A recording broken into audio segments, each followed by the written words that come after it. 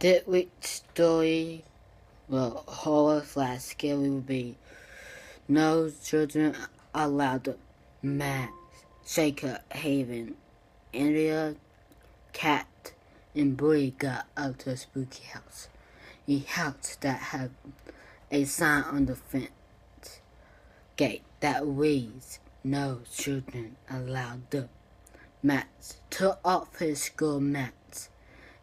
He decided to be a rebel and walk into the property of the spooky house. Max, get back here. We are not allowed to go through the yard.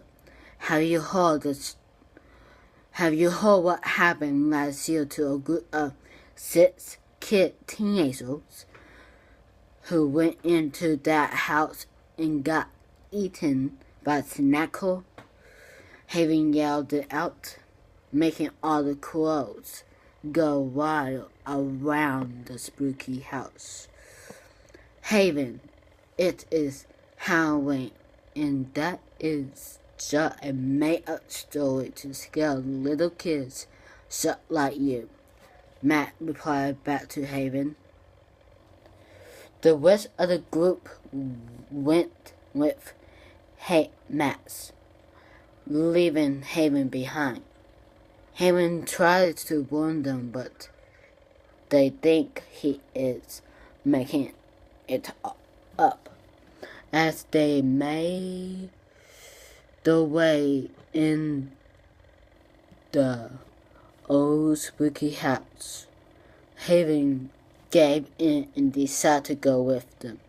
He knew that it's a bad idea, but Max and Haven's mom told Max to watch over Haven. Haven started to get scared and nervous while going up the stairs to the house. The doors were open. Matt popped it out of nowhere and scared his little brother. Haven went in the spooky house. Haven, look, there's nothing to be scared of. You will be fine, Bree said while smiling. That's what everybody say before they get eaten or murdered.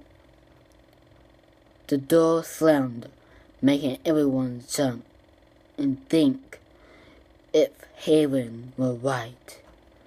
Haven, tell us what happened last year, Cat said while putting her hands on Haven's shoulders.